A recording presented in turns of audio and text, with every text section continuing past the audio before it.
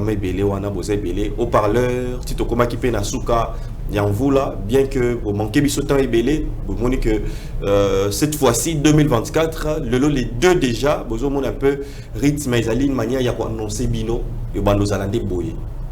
Live, benga biso en direct, bande ko nyonso te permettre que bande ko bazomi ya wana ba village ndenge pe to sala toujours dans la province et puis bande ko pe bazomi na diaspora ba ko réagir ba ko pe ko tana biso l'interaction pour te to ko kende ensemble et longo. Merci beaucoup aux parleurs sacré meilleur média panafricain en ligne en RDC. Donc peut-être on a eu l'accès bino Fiji topé image photo prochainement le temps que toujours ça là toujours bon ça m'a côté technique pour notre ko un peu fournir bino déjà pour montrer que le date fan d'été to yambi penti no chikeva oyo pe azali c'est à dire que bonne année 2024 yep alinga qui vraiment pe ko pe ça pe batou pe ba moté ba bonne année ndengeni ni pe surtout beaucoup plus bande ko belé lobby bisika na ko tele ma ko leka bande ko bi église de réveil zo so matemo kende qu'est-ce qui se passe boza ko lekate année bandi bande ko monsieur bisika to za pota mona tinu chikeva to za pota to bona papa nan x maman intel maman qui tambala to pe maman titi et ba maman na biso ekela mo ba maman belé bande ko ba bi baza na posa mona bango de même qui baza pe na posa ko mona ba papa mais 2024 Yosalamala mon côté koko ta mission interaction koko sola tino bonne année na yo bonne année na yo pe bonne année na au parleur mobimba compris na yo na batuno swasala na au parleur bonne année na ba population na ngai na Congo central na territoire Lukula na Kaivemba na Ngonzi na Kilenda bonne année na ba na Bena Congo. Maman m'a passé à Fumabwala, maman Mumba Kanza, moi Nansuka Nelly na Corée. Nous avons fait bonne année.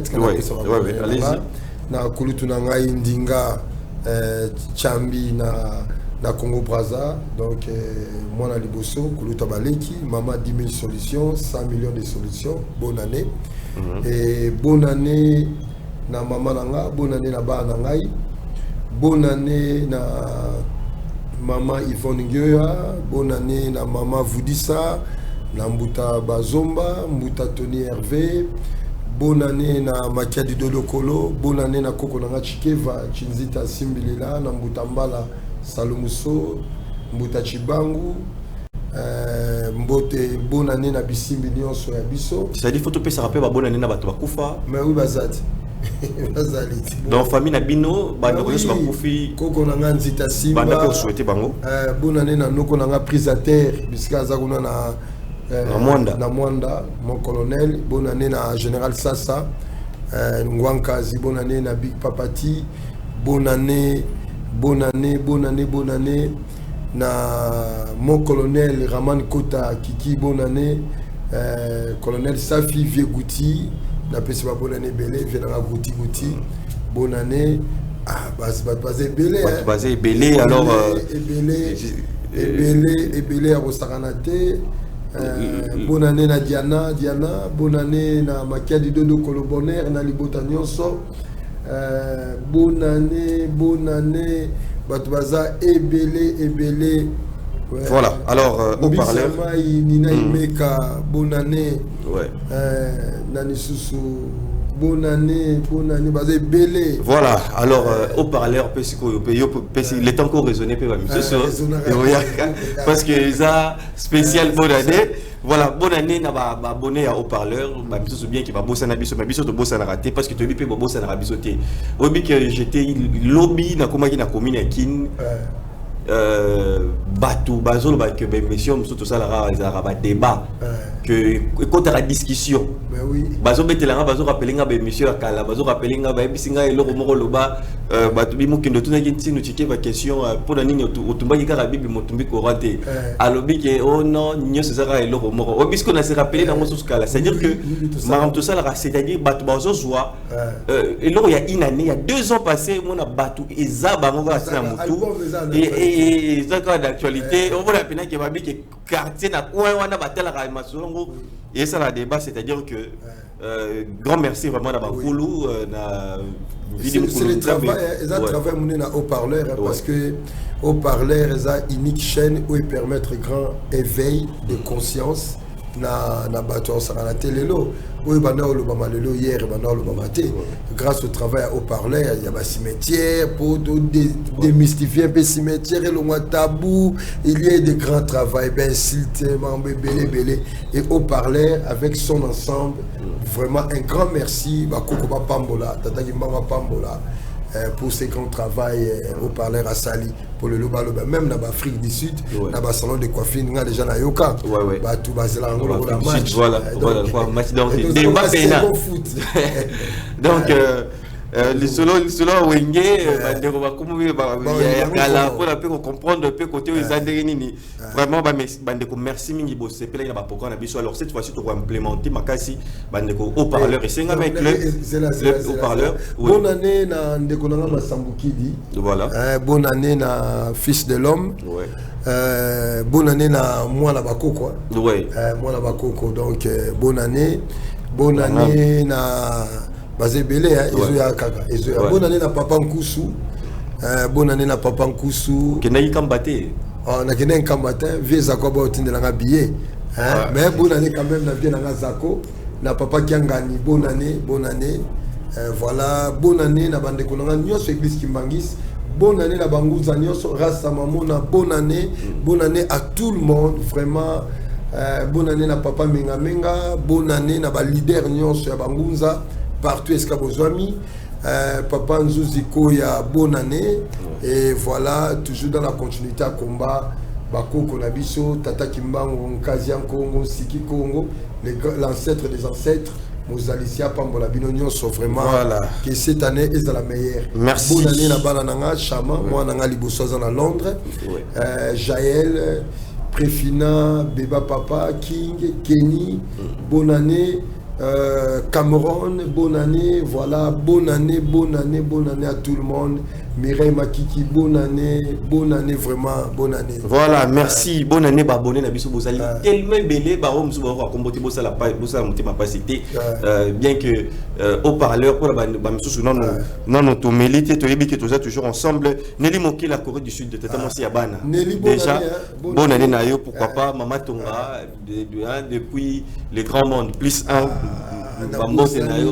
bonne année na maman Bibi chez nous Yaya Stone Yaya Mbombo il y a déjà aussi la question au moins ce que ma bonne année nayo il y a aussi la tête aux autres sont là combo aux autres la papa c'est là de ça idée c'est ça préciser Mireille Makiki maman bana bonne année puisque vous en à Paris bonne année Yaya Ndaya Stone bonne année et belé grande sœur à moto vraiment bonne année puisque vous allez voilà alors Tokei maman Nanusoki bonne année nayo bisika wapi aux amis vraiment tolingara yo ya mingi papa Nzinga le professeur des universités appelle Kotaki mais et le lobaki photo toujours c'est là tout le monde a le vieux toujours c'est tout le monde a le vieux parmi nous n'engage toujours lobaki vraiment maman Misenga Nguli maman Misenga bonne année Mbuta Ikoko na Canada bonne année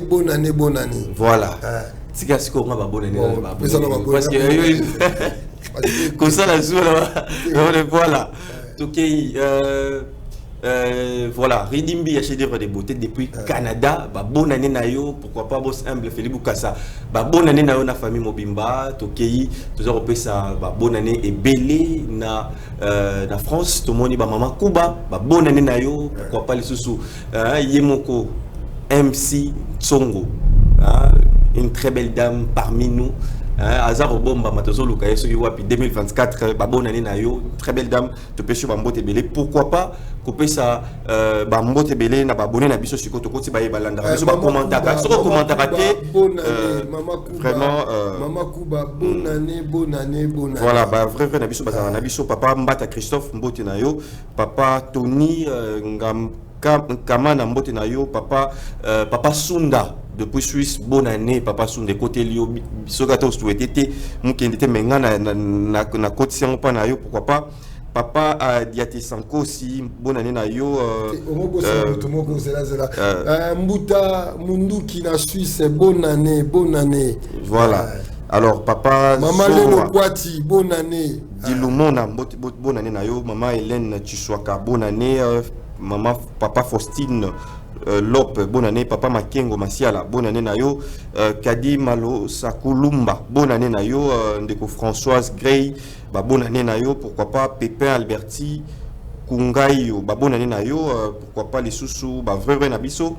C'est le Wamba, bonne année na yo. Mouaka Mambo, bonne année na yo. Bonne année na maman Nangai, Véronique Toumba. Bissika Zomi depuis la France, na papa, papa Bladi.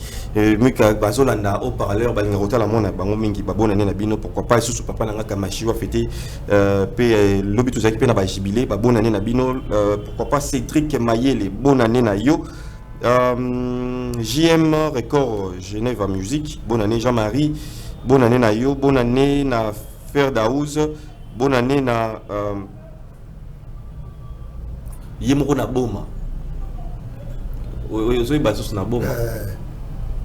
Thierry. Tu peux simbo TP na papa Kalombo. On a des longues dates. Des longues dates. Ami d'enfance, Kalombo. Bonne année na Bordeaux. Voilà. Papa na ingo.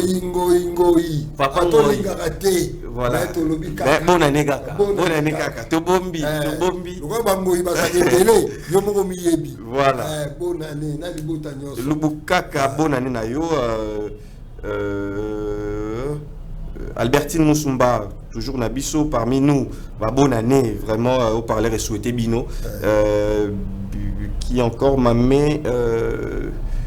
Papa Didier Kabila, vraiment, bonne année na Yobisika Ojwami, papa Simon Kimbangu, depuis Amérique, bonne année na Yobisika Ojwami, bonne année na grande famille, Bangunza Nyonso, bonne année na Bakimbagiste, bonne année na Bandeko chrétien, Balandarabiso, bonne année na Bandeko musulman, Congo, parce que ma solo yo, et Simba tout le monde, et Sangsarabiso, bien que tout aura point divergent, mais ceux qui ont commis la spirituel, le rôle abiso, comprendre comme la mort, ou comme le roi Moi, parce que moi, il m'a rapport à Batoma B, na Batoma Lamu, ou comme il faut comprendre la réalité, na Kozali Moindo, yo nous avons pas moi. Alors, si nous, tu recontinues, bonne année, malem, les temps qui va comme sous. Et Yaka, de Kokumo et Bengo, de Emmanuel Bumba, de Kwaïda, Topesi, Mbote. Alors, si nous, tous on dit ce que nous avons pays Vitankanga à Londres, Mbote, Belé, bonne année, na Libota Nyonso. Bonne année, na maman, 10 000 solutions. Silence, Kaka. 1 million de solutions. Et combien de millions? 2024, donc, ma question, voilà, si nous. Collègue l'année, tout le monde a chrétien, les 31, qui a veillé, tout ça.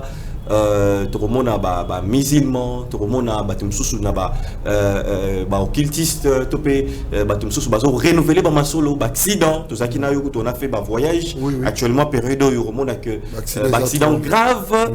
Tu veux découvrir que tu as une entreprise, même il y a un accident, Moutakufi, tant Robika, Pesio, Moutoukasika, Mati promotion, mais si Moutakufi, tout ça, c'est les années, tu peux renouveler, tu peux contrat, mais Banabako, il y a solo, Basala Randing pour renouveler à Bango à Neza la Malamo. Bon, je suis dans la continuité de l'année. Na renouveler la ranité et pas dans la Bénin Congo, ba na pe ba renouveler la ranité. To sécuriser la année na biso. To sécuriser la année ma vie na biso pour lobby et poser ma problème parce que ceux qui ont salé programme à vie na te ba salé le programme. Ya to ba mort subite imprévu. Donc ba salé le programme. Au coup finalement na moment na tempé ça qui prévité au coup fi. Donc, et pour être prudent, il y a un long prudent dans la musique. Il faut sécuriser la vie continuellement tous les jours, matin, midi, soir.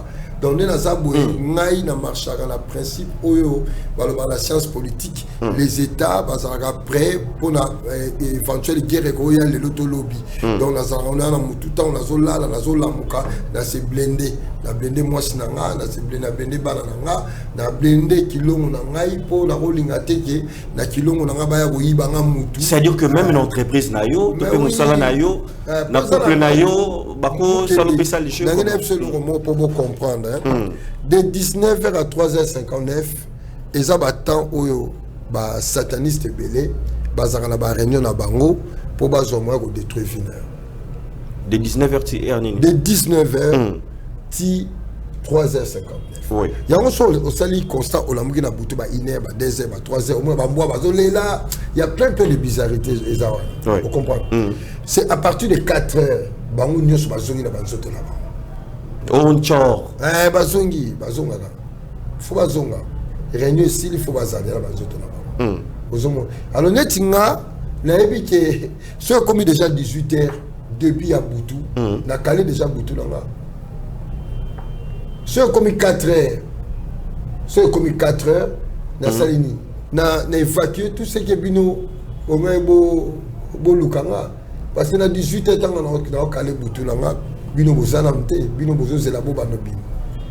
Ça veut dire que vie aux Arabes, sommes dans côté beaucoup donc ça vie more facilité hein. Donc non, il faut comme conscient na maman. Non, beaucoup ezali mibeko oyo faut respecter. Yango moni lelo biso moko to yinisa bokoko, biso moko to fingisa bokoko. Je prends un constat. Ba tout ba komi ami ya mbongo.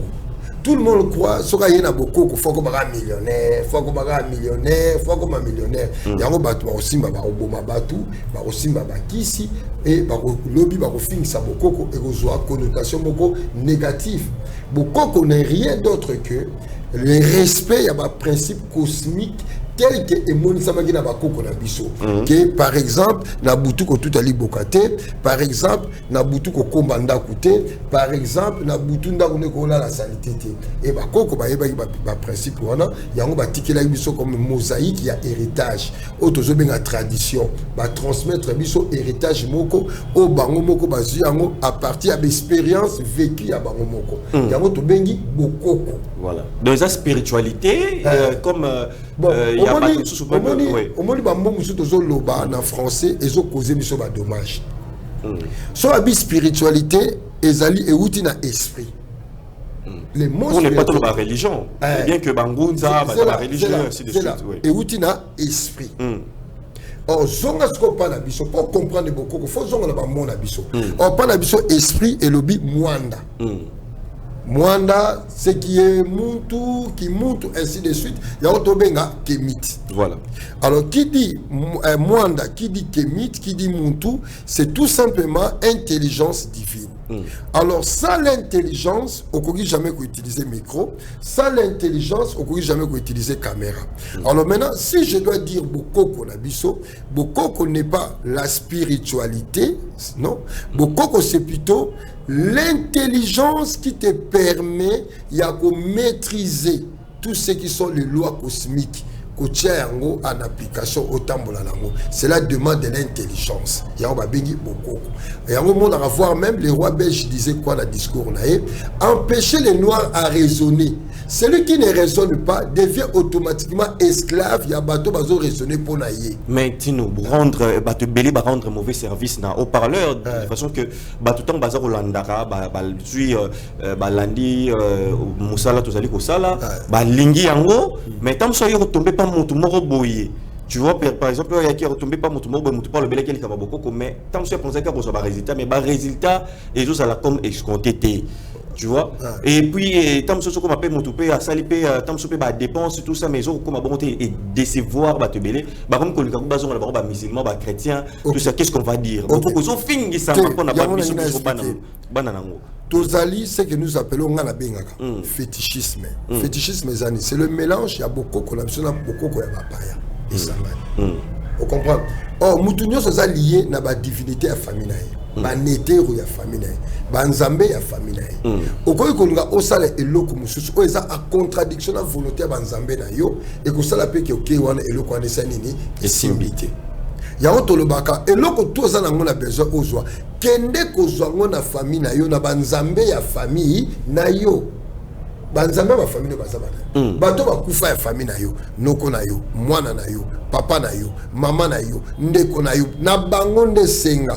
Bangonde ba peso. Maintenant quand tu parles comme ça bien mais Moto Azaki il n'a pas fait un travail spirituel. Parce que c'est ça aussi les problèmes parce que Motonio sauté troqué au ben paix parmi non, ba kufa. Nazo comme sikana. Le problème est anini. Problème est ali na mokili na biso nde tozali toaka ring ya sport, tout le monde aza athlète toyaki awa po tozwa couronne yango ngol bani nakoma être divin pour lobi nazala au service ya bato yo batikali. Alors famille na bino bozaka a visiter na mokili ya molimo bozala tade bato bazakuna on voit même ascensionnat déjà mais yo za na ignorance ya koyeba bango yo ebika ba o bazaki plus proche na yo oyo oyebaki. Alors, tant que vous avez famille, tant que vous avez contact dans le monde spirituel pour occulter la famille, vous siéger dans le Mokilia Molimo, vous pouvez solo la, vous avez l'administration, vous avez la police, vous avez le service social, vous avez tout. Tout le monde a oyo, et ça copie ya monde wana. Alors, vous siéger pour le problème là, vous c'est le démarche kuna dans Mokilia Molimo, aujourd'hui résultat là yo. Alors, Mouto a marché bien té, Mouto azwa couronne té, awa atambola bien té. Kuna pe na mokili ya molimo aza la capacité ko intervenir pour na yote parce que aza na mbongo te ana passeport te ko permettre ça la aller retour ya goya moi je vais te donner un exemple. Il fait un moment na parcours à vie na nga na repe na ba combat ko sakana te mais ezala noko na ngai ya kufa ba kuna na Paris noko na ngai munakenda oncle nanga biso mukolabi Freddy yo je n'ai pas le temps aux amona mobile mukolo l'année la makambo etali ya tombo ya nokono ne bazo salango ngam na kenda azolanda oti ba poser tombo kangam na ndo kende 3 fois na semaine ko sokola tombo na 3 fois par semaine. Alors na kina ba kumba mo tellement trop mukolo mususu na lali abimelinga abibi tumana yo za nango po esila il faut benga koko na o chikeva na nokono gabi. Dans la PSIO, spécificité, bien qu'il y ait tout bien déterminé. Il y a certaines choses, na parcours à vie na poto, sur la besoin de musala na sengi na zu. Mais na niveau li kamo na zagi na ngabi, et ça la niveau na été. Et ça la niveau à Koko Nanga. Parce que Koko Nanga dans son parcours, le général Chikeva, c'est un grand esprit. D'abord, Lelo. Donc, mon tour comme grand dans mon kilo. Oyo. Qu'on n'a pas un grand. Ok. Tala ma Chikeva sala. Chikeva muta dota Afrique na RDC ba béret vert na ba béret rouge. Chikeva dota monde na insigne au bobo na ba parachutiste balataka. Ozomo. Chikeva a permetta basi baba na ko buzala ba soda. Ba piki me ba ko ba pe ba soda. Ozomo. Chikeva tout oyo kara na Congo. C'est grâce au général Chikeva, la matière et armée. Pour vous avoir béret vert. Donc, au moins, on a béret ou on a vert. Pour l'attendre à l'époque, il faut qu'il y ait des cotacoles. Exemple, le général Mayele, à l'époque, il y a des fautés. École de officier. Le général Mayele, comme un lieutenant, il fallait qu'il y ait des cotacoles. Vous avez compte ça, le général Mayele a armé comme on a Chikeva. Mayele a zobunanzela, kanye, bokangaye, à côté de l'armée. Koroba a formé Mayele, a formé Nzimbi, a formé belé à Bayabat. Donc, pour ça, ça a un grand travail. Sauf que la Kotakol, au monde, va voir Chikeva et Sali. Parce que Yeb Sanga Moutabon a ancêtre, Koko, patriarche. Il y a tous les militaires. Donc, armée au Binobo utilisé dans la République démocratique du Congo, armée à général Chikeva. Moukolo n'a pas fait la Kitambo. Donc, ils sont plus loin. Chikeva a formé la force d'élite américaine. Dans le cimetière, on a fait un invité un jour au monde dans le cimetière. Mais qui est américain, c'est quoi? Américain, il général à OTAN. Il travaille pour la CIA, la Mossad, le général Chikeva. D'ailleurs, quand tu as comme président Mbappé, c'est un Mwanda. Non, pas Mwanda. Pas Mwanda. Le problème, c'était quoi? Américain, il y a Kabinda. Kabinda. Ils sont en Congo, Mobutu a son indépendance. C'est là où commence le conflit. Il y a la division Kamanyola, on appelle ça la Kamanyola. Et la division Kamanyola, Koko a formé un cimetière à Kaivemba. Biso doit avoir un cheval de guerre, toi. Non, non, le bureau, Miké. Biso na Kaivemba, tozana, oyo, toi, na seke, matando, soldat ya Boutou. Or, pour vous, ça, l'armée na bino na mboka, vous devez vous référer dans le monde spirituel. Bon, un modèle kuna. Alors Chikeva tango azokenga la robe Baudouin ba esi bango bozoke na Congo boko komisaka Mobutu président yona général Ikuku yo la formateur ba soda Chikeva forma ba Rwandais les Rwandais lelo force d'élite nango yaza Chikeva Burundi c'est Chikeva Sénégal c'est Chikeva Tchad c'est Chikeva. Vous comprenez? Alors si quoi ba soda wana oya ba mboka wana na biso Koko a se référé à Matandu. Matandu ngolo ba soda ya butu. Bato azo maîtriser les mondes invisibles na visible. Donc secret on zingalukeni. Tant azo sa la fondation Royaume Congo. Alobi Soso, Makash, Ntsamba. Soso qui est le serment de la nuit et du jour. Ezabiso bakwako. Koko ju modèle wana yanga sali armée yanga sali ba béret rouge na ba béret vert. C'est-à-dire que la famille tino quoi bimelio na ndoto. Donc si azali ko la azoko lo babongo par rapport à ce parcours là. Mais oui, ba soldat azaki simbi. Sur la ni komba koko zangine Chikeva Chinzita Simbilila. Simbilila ngolo ba muta simbi mabele. Ki simbi oya babisimu konza bisimbi oya simbi mabele Chikeve ngolo ba mutu parmi batu oya bangi sara batu. Donc agindo ya papa na nzita simba nsi donc so kena ka Congo jusqu'à présent koko wana ezaki blagité mutu apesi pouvoir koko na ye po biso pesa pouvoir na mwana nkazi to na koko comme ne makai ngana. Agisoka tomboki a comme léopard ya 6 pattes. Mais il y a bande comme ça par rapport à témoignage, je pense que pour Yokango Baloba que mais na Suka ya Koko a renoncé un peu na Marambo wana belé. Renoncé un peu Koko. Non. Koko a c'est une version sur ce que les gens Singaloke Tonini Koko les gens parlent n'importe quoi. Pour le pour la famille na biso faut ba famille na biso. Vous comprenez? Koko si très là que c'est renoncé la coutumité, lui-même il a aimé coutume jusqu'à la dernier moment de vie. Singaluke était un problème. Babi papa on attend mon boba. Na ba mon temps. On pas la Singaluke, si le bien yo za rappeler et donc on se prépare. Mais lui la mutation s'est préparé la dernière. Mais Babi Koko par rapport au village vie la réalité Marambo belé, ça ne marchait plus avec mon boutou, tout ça. Koko a Simba Maki a renoncé qui un peu Marambo belé. Koko a Simba Maki et pas ya papa na ye. Mais vous allez déjà essayer.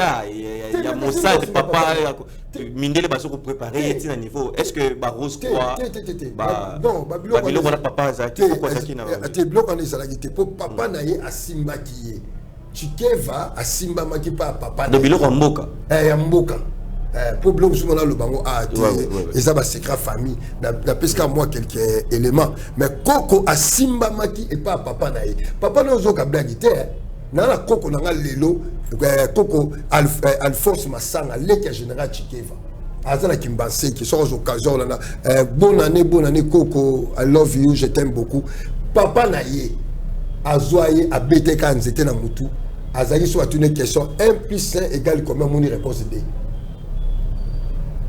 abete na bilima kala papa na une zete abete na makolo soit termine à centre abete wo. Oui, man. Donc, quand on a bon monde Nzita Simba Gaspard, donc ça veut dire que mais Gaspard Azaragi, mais là on a un village.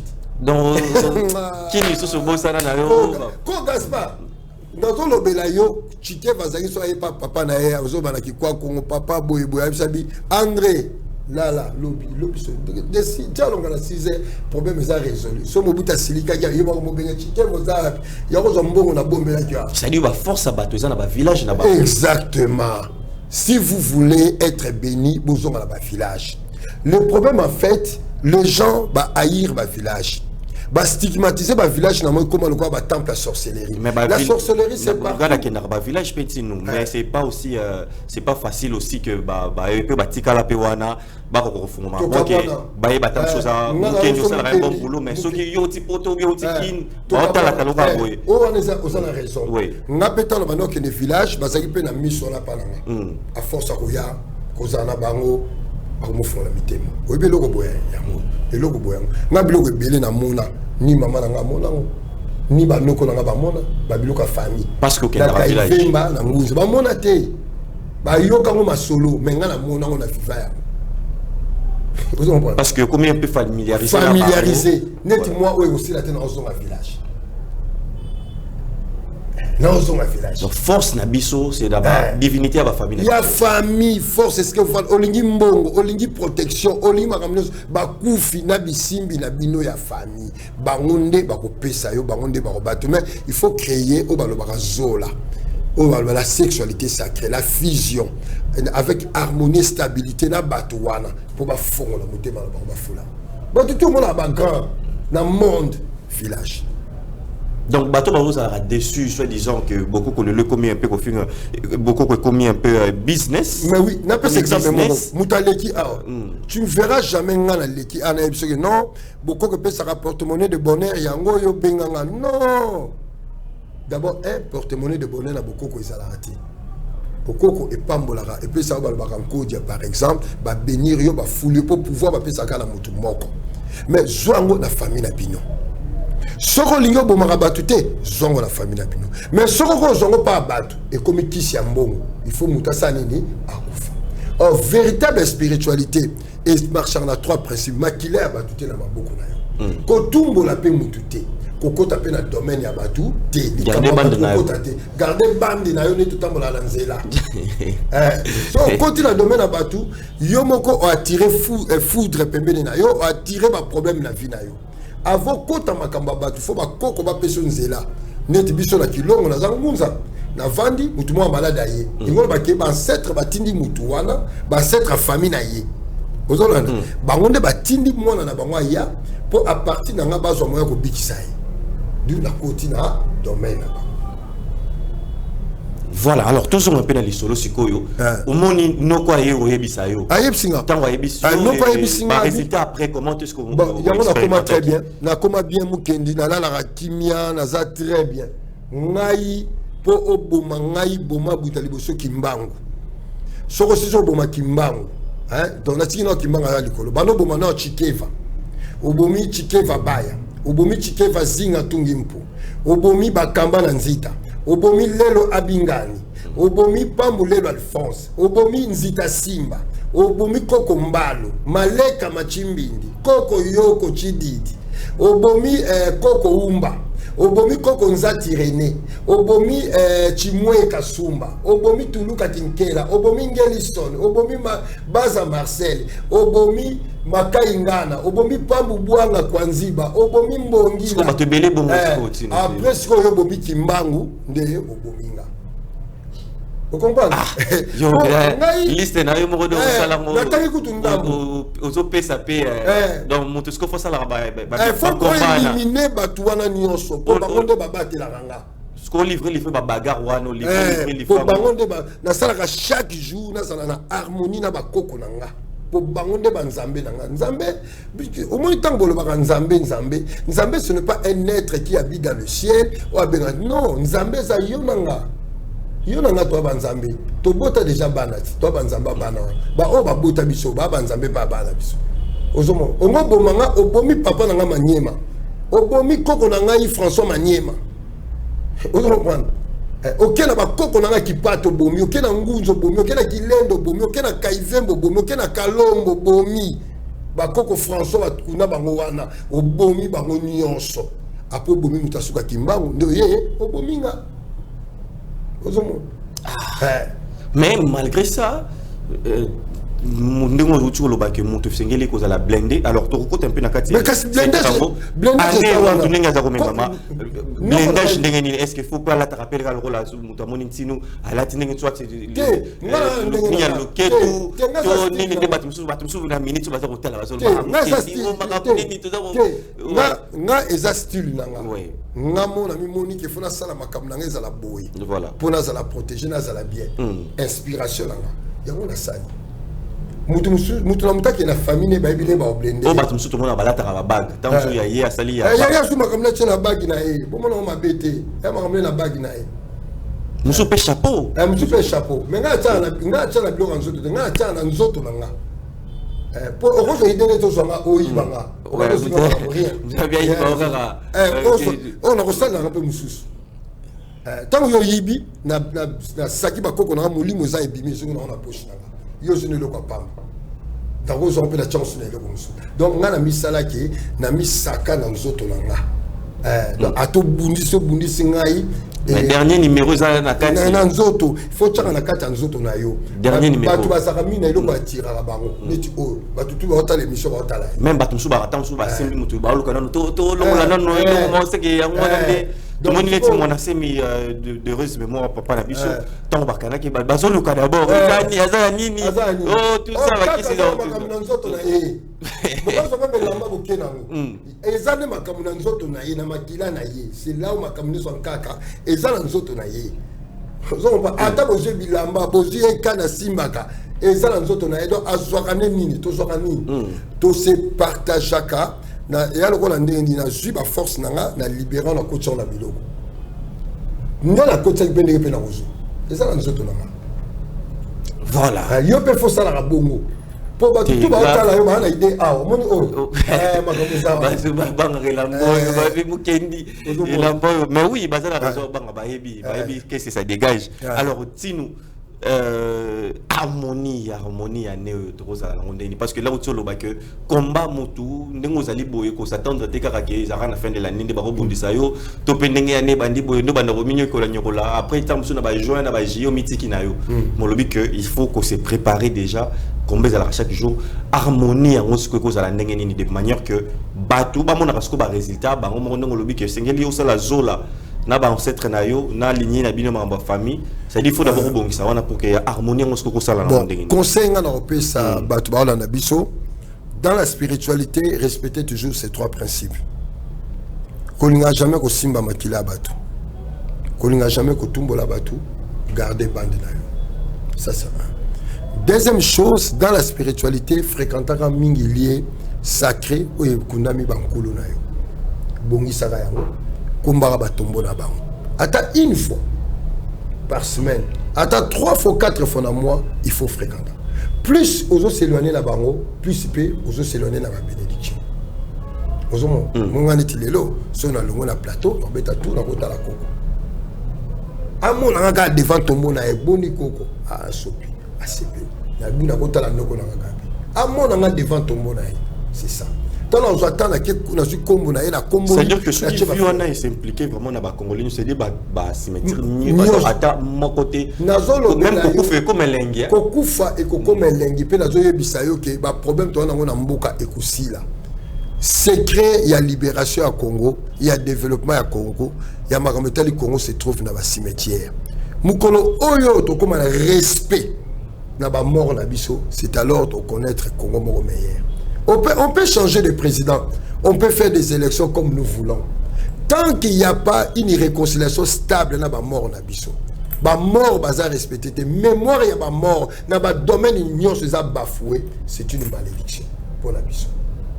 Il faut commencer d'abord, il y a qu'on honorer Moutali Bosso à sa juste valeur. Après, total, la mort, il y a second rang, au Kimbangu et du premier rang. Na armée, banane, na foot, banane, na presse, banane, na musique, banane. Tous ces morts-là, t'honorer bango. Boko mona mboka oyo na nini la grandeur mususu. Boko mona mboka oyo na exceller na gloire ya rosagalate. Et tant qu'il n'y a pas le respect na ba mort. Mais ça a le principe laisser les morts enterrer les morts.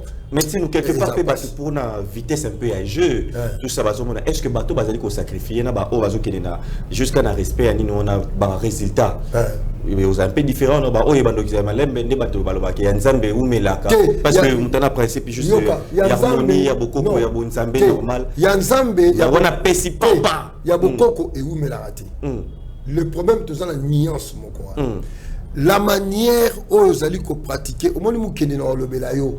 tout se réside dans la loi Moko qui fait fonctionner l'univers visible et invisible, c'est la loi de l'amour.